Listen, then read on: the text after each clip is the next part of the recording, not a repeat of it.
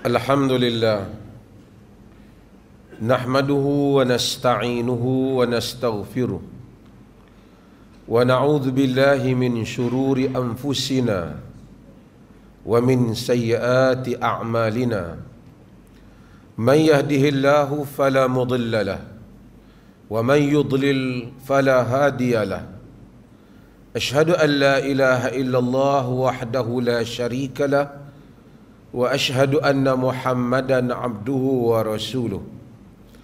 Allahumma salli wa sallim ala nabiyyina Muhammad wa ala alihi wa sahbihi ajma'in. Amma ba'd. Faya ayyuhal ikhwatul mu'minun, usikum bitaqwallah. Qala Allahu azza wa jalla: يا أيها الذين آمنوا اتقوا الله وقولوا قولا سديدا يصلح لكم أعمالكم ويغفر لكم ذنوبكم ومن يطع الله ورسوله فقد فاز فوزا عظيما. Sidang jemaat yang dirahmati Allah, marilah kita bertakwa kepada Allah. Allah Subhanahu wa taala menyatakan di dalam kitabnya, wahai orang-orang yang beriman, bertakwalah kamu kepada Allah dan berkatalah dengan perkataan yang benar, dengan perkataan yang takwa dan dengan takwa dan perkataan yang benar. Allah Subhanahu wa taala membaiki amalan kamu dan mengampunkan dosa-dosa kamu. Sesiapa yang mentaati Allah dan Rasulnya, sesungguhnya dia benar-benar telah berjaya dengan kejayaan yang besar. Nabi SAW menyebut di dalam hadis tentang nikmat yang Allah berikan kepada kita. Kata Nabi SAW, ni'matan maghbunun fihima kathirun minan nas, as-sihhatu wal faragh. Nabi SAW menyebut dalam hadis Bukhari dua nikmat yang ramai orang terpedaya di dalamnya. Yang pertama ialah nikmat sihat. Yang kedua ialah nikmat ada masa lapang, ada masa yang terluang. Kesihatan adalah merupakan kurniaan Allah Subhanahu wa taala. Apabila kita dapat anak lahir, kita kalau demam, kita berusaha supaya dicari ubat penyembuh, sembuh anak kita itu. Kita berbelanja, berusaha untuk kesihatan anak. Allah lahirkan manusia ini, kebanyakan yang dilahirkan dengan kesejahteraan dan kesihatan. Ia merupakan nikmat, dan Allah Subhanahu wa taala melarang nikmat yang diberikan ini disia-siakan. Nikmat yang diberikan ini dicemari. Walaupun tubuh ini kita namakan ini tubuh kita, tetapi hakikatnya ia adalah pemberian Allah. Maka sebab itu seseorang tak boleh bunuh dirinya. Kalau dia terjun bangunan ataupun dia makan sesuatu sehingga dia mati, dengan menyatakan biarlah ini tubuh saya, dia tidak ada hak yang demikian. Kerana tubuhnya merupakan milik Allah Subhanahu wa taala, dan Allah Subhanahu wa taala telah mengamanahkannya supaya menjaga tubuh tersebut. Tadi kita mendengar pegawai AADK telah menceritakan bagaimana masalah yang berlaku hasil daripada dadah, ketum dan seumpamanya di dalam negeri kita ini. Bahkan bukan dalam negeri kita sahaja, kebanyakan negeri-negeri yang lain, bahkan hampir semua negeri di dalam negara kita ini terlibat perkara yang sama. Bahkan memalukan, di Singapura, walaupun rakyat majoritinya bukan Melayu, tetapi peratus yang tinggi mengambil dadah ialah orang-orang Melayu. Sedangkan agama telah dibekalkan di dalam kehidupan mereka. Nabi SAW menyebut bukan soal ambil dadah, soal tubuh. Nabi menyatakan, al-mu'minul qawi khairun wa ahabbu ilallahi minal mu'minid dha'if. Orang mukmin yang kuat lebih Allah sayang dan suka daripada orang mukmin yang lemah. Kalau dia lemah kerana memang lemah, itu merupakan takdir Allah kepadanya. Tetapi yang menjadi masalah apabila kita telah mencemari tubuh yang telah diberikan oleh Allah Subhanahu wa taala. Dia beri kita sihat, kita rosakkan dengan mengambil benda-benda yang tak sihat. Ataupun kita tak melakukan benda-benda yang boleh menjadikan kita sihat. Sebahagian orang ambil gula yang berlebihan, ambil makanan lemak yang berlebihan, menghisap rokok, ambil ketum dan berbagai-bagai lagi. Kesemuanya itu merupakan pelanggaran terhadap amanah tubuh yang telah diberikan oleh Allah Subhanahu wa taala kepada kita. Nabi SAW mengajar supaya pagi-pagi kita doa, Allahumma afini fi badani, Allahumma afini fi sam'i, Allahumma afini fi basari. Ya Allah, mintalah supaya afiat pada badanku. Ya Allah, mintalah afiat kepada pendengaranku. Ya Allah, mintalah afiat kepada penglihatanku. Kerana kesejahteraan, kesihatan diperlukan. Maka agama menyuruh sehingga orang-orang yang bersenam, dia mendapat pahala jika tujuannya supaya kesihatan badannya. Adapun orang-orang yang malas, kadang-kala mempunyai tanah, ada mempunyai ruang, rumahnya di tepi rumahnya semak samun, dia tidak cuci. Dia duduk saja, kata orang. Tidak dibersihkan. Badan yang diberikan kesihatan yang ada, dia tak menyangkul, tak melakukan sesuatu. Akhirnya dia sakit kerana malas. Ada orang kita sakit kerana malas. Ada yang sakit kerana banyak makan. Ada yang sakit kerana tersalah makan. Ada yang sakit kerana mengambil bahan yang salah. Kesemua mereka ini akan berdiri di hadapan Allah Azza wa Jalla, bertanya terhadap nikmat tubuh yang Allah berikan. Nabi SAW puji orang yang sihat dan kuat bekerja. Di dalam hadis yang diriwayatkan oleh Al-Imam At-Tabarani dengan sanad yang sahih daripada Ka'ab bin Ujrah, kata Ka'ab, marra 'ala an-nabiy sallallahu alaihi wasallam rajulun fara'a ashabun nabiy sallallahu alaihi wasallam min jaladihi wa nashatihi faqalu law kana hadha fi sabilillah.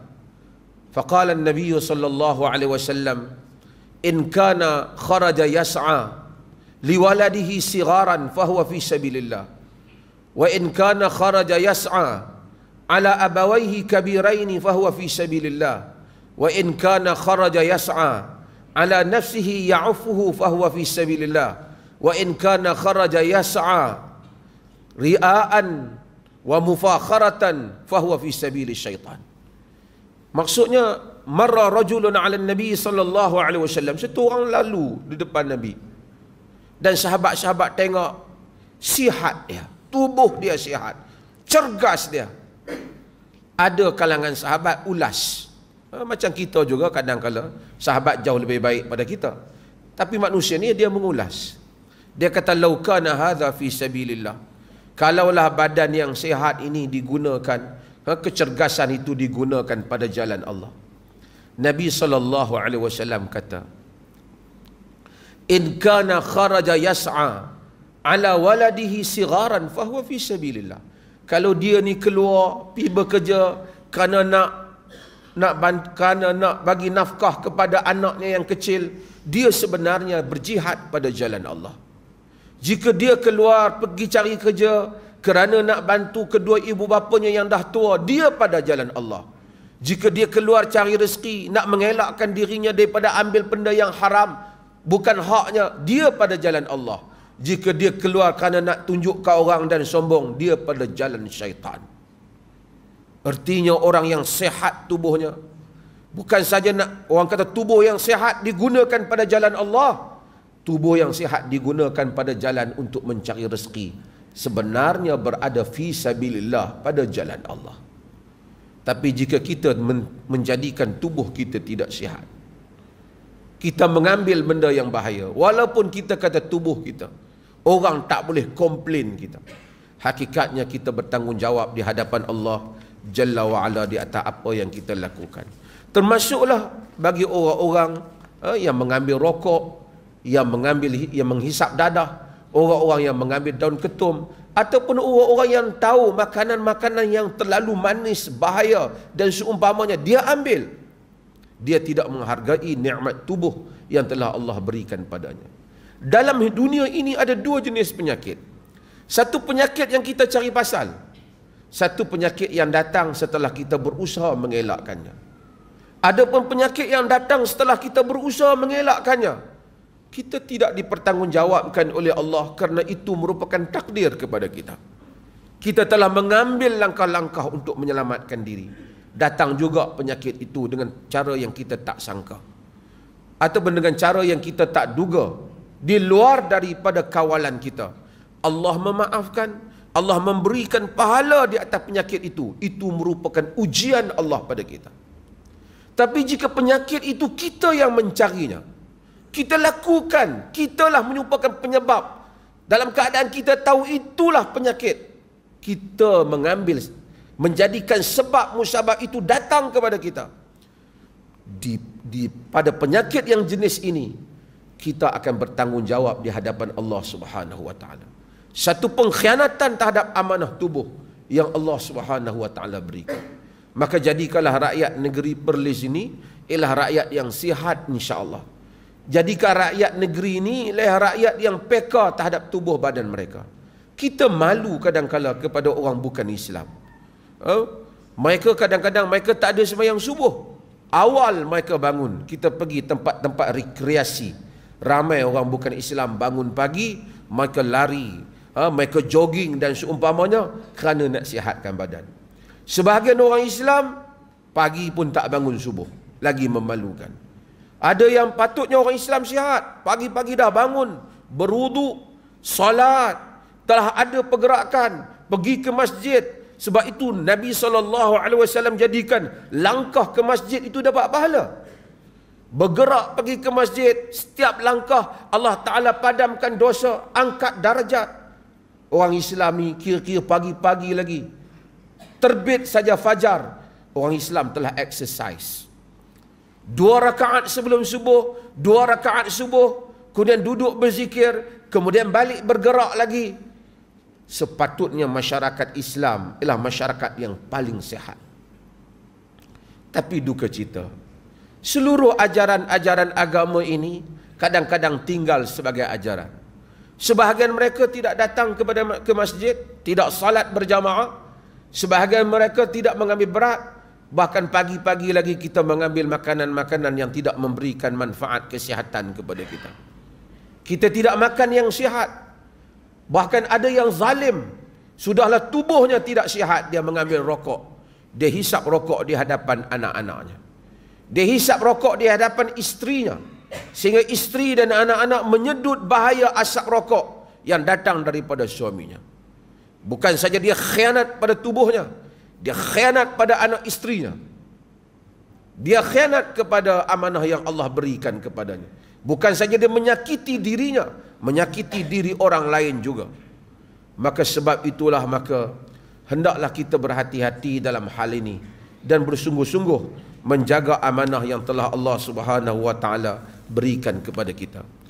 Allah menyebut dalam Al-Quran, "Wa idz ta'adzana rabbukum la in syakartum la azidannakum wa la in kafartum inna 'adzabi lasyadid." Dan ingatlah tak kala Tuhanmu memerintahkan, demi sesungguhnya jika kamu bersyukur nescaya aku akan menambah nikmatku, jika kamu kufur sesungguhnya azabku adalah pedih. Tanda syukur pada Allah selalu kita menyebut alhamdulillah, syukur pada Allah, syukur pada lidah kita, syukur pada tubuh dan perbuatan kita, dengan kita menggunakan tubuh yang Allah berikan ini dengan cara yang diridai oleh Allah Subhanahu wa taala. Barakallahu li wa lakum fil Qur'anil azim wa nafa'ani wa iyyakum bil ayati wa dzikril hakim.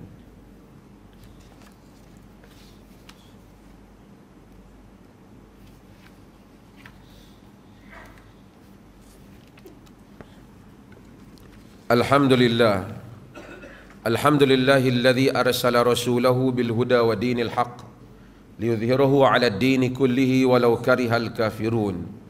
Asyhadu an la ilaha illallah wahdahu la syarika lah wa asyhadu anna Muhammadan 'abduhu wa rasuluh. Allahumma salli wa sallim ala nabiyyina Muhammad wa ala alihi wa sahbihi ajma'in, amma ba'd. Fa ya ayyuhal ikhwatul mu'minun, usikum wa nafsi bi taqwallah wa tazawwadu fa inna khairaz zadi taqwa. Sidang Jumaat yang dirahmati Allah, antara perkara yang kita semua tahu yang disebut sebagai al-ma'lum minad din bid-darurah, semua orang tahu, iaitu rukun 5 yang menjadi rukun Islam. Salah satunya ialah zakat. Orang Islam sebahagiannya dia tak faham. Dia ingat zakat ni bulan puasa bayar peterah, itulah zakat dia. Kewajipan zakat ni banyak. Zakat harta, zakat tanaman dan berbagai-bagai lagi yang telah difardukan oleh Allah Subhanahu wa taala dan Nabi-Nya sallallahu alaihi wasallam untuk zakat. Melalui zakat inilah dihidupkan masyarakat Islam. Allah Subhanahu wa taala sebut asnaf zakat dalam Al-Quran, innamas sadaqatu lil fuqara'i wal masakin wal 'amilina 'alaiha wal mu'allafatu qulubuhum wa fir riqab wal gharimin wa fi sabilillah wa ibnis sabil fariidatan minallah wallahu alimun hakim. Innamas sadaqatu lil fuqara, sesungguhnya sedekah, yakni sedekah yang wajib iaitu zakat, lil fuqara wal masakin, untuk fuqara, untuk masakin, untuk orang fakir, untuk orang miskin, wal amilina 'alaiha, dan orang yang amil, yang melaksanakan zakat itu, kerana dia kena ada peruntukan untuk membolehkan proses pekerjaan pelaksanaan zakat itu dilakukan. Wal muallafati qulubuhum, dan wal muallafati qulubuhum, yakni muallaf, yang mana mereka ini orang yang dijinakkan hati, sama ada telah masuk Islam ataupun baru nak masuk Islam, termasuk dalamnya. Wa fir riqab, hamba yang nak dibebaskan, wal gharimin, orang yang berhutang, wa fi sabilillah, dan orang pada sabilillah, wa ibnis sabil, ibnus sabil, orang yang terputus perjalanan, faridatan minallah, sebagai fardu daripada Allah Subhanahu wa taala. Di negeri kita ini alhamdulillah, berkat daripada zakat umat Islam, Majlis Agama Islam MAIPS telah dapat membangunkan masyarakat Islam. Untuk sekolah saja peruntukan agihan, untuk peruntukan wang agihan yang MAIPS sediakan lebih daripada 2 juta untuk bantuan zakat persekolahan. Dalam tahun ini, untuk tahun 2019, lebih daripada 11,000 daripada sekolah rendah dan menengah yang dibantu oleh pihak MAIPS. Itu sekolah saja. Berpuluh juta, bahkan ratus juta telah dibelanjakan daripada wang zakat di dalam negeri ini oleh pihak MAIPS bagi membolehkan pembangunan, bagi membolehkan umat Islam hidup sebagai umat yang berjaya. Sebab itu maka semua orang kena fikir bagaimana supaya dia jangan hanya menunggu zakat. Kalau semua orang menunggu zakat, satu hari zakat pun tak ada. Semua orang kena berfikir bagaimana untuk membayar zakat. Bayar zakat walaupun sedikit kepada Majlis Agama Islam, ia faridatan minallah, ia adalah kefarduan daripada Allah. Kita hafal daripada kecil rukun Islam. Tapi sebahagian orang dia hanya ingat nak bayar zakat peterah bulan puasa saja. Dia lupa dengan harta-hartanya yang wajib untuk dia bayar zakat. Bagi harta kita itu ada hak bagi orang yang memerlukannya. Maka pastikanlah harta kita membayar zakat. Dengan zakat yang kita bayar ini membolehkan Majlis Agama Islam untuk berperanan untuk membolehkan betapa banyak rakyat dalam negeri ini mendapat manfaat daripadanya. Innallaha wa malaikatahu yusalluna 'alan nabi ya ayyuhalladzina amanu sallu 'alaihi wa sallimu taslima. Sesungguhnya Allah dan malaikatnya berselawat kepada Nabi. Wahai orang-orang yang beriman, hendaklah kamu berselawat dan salam kepada Nabi. Allahumma salli ala Muhammad wa ala ali Muhammad kama sallaita ala Ibrahim wa ala ali Ibrahim wa barik ala Muhammad wa ala ali Muhammad kama barakta ala Ibrahim wa ala ali Ibrahim fil alamin innaka Hamidun Majid. Ya Allah, ampunilah seluruh kaum muslimin sama ada yang hidup ataupun yang telah mati. Ya Allah, berikanlah hidayah rahmat-Mu kepada kami semua sekalian hamba-hamba-Mu dan kepada pemimpin kami, terutama Raja Pemerintah Negeri Perlis Tuanku Said Sirajuddin Ibnu Almarhum Tuanku Said Putra Jamalul Lail, dan Raja Muda Perlis Tuanku Said Faizuddin Putra Ibnu Tuanku Said Sirajuddin Jamalul Lail, serta kaum kerabat baginda, supaya sentiasa beramal dengan kitab-Mu dan sunnah Nabi Muhammad sallallahu alaihi wasallam. Engkau lanjutkanlah usia baginda berdua dalam keadaan selamat, sihat sejahtera, dan semoga dengan kesihatan yang baik yang telah Engkau kurniakan kepada baginda berdua, terlaksananya pemerintahan yang adil lagi diridai oleh-Mu. Ya Rahman ya Rahim, kami memohon kepadamu dengan segala kerendahan diri sebagai hamba-Mu, Engkau indahkanlah akhlak kami, Engkau perbaikilah pergaulan antara kami, Engkau jadikanlah kami umat Islam yang bermentaliti kelas pertama dalam tindakan, Engkau hindarilah kami daripada sifat-sifat yang buruk dan keji. Ya Rahman ya Wadud, Kau semarakkanlah dalam jiwa kami kasih sayang kerana-Mu, sehingga tersebarnya cinta dan kasih yang Engkau redai. Rabbana hablana min azwajina wa zurriyatina qurrata a'yun waj'alna lil muttaqina imama. Barakallahu li wa lakum fil Qur'anil azim wa nafa'ani wa iyyakum bil ayati wa dzikril hakim wa taqabbala minni wa minkum tilawatahu innahu huwas samiul alim.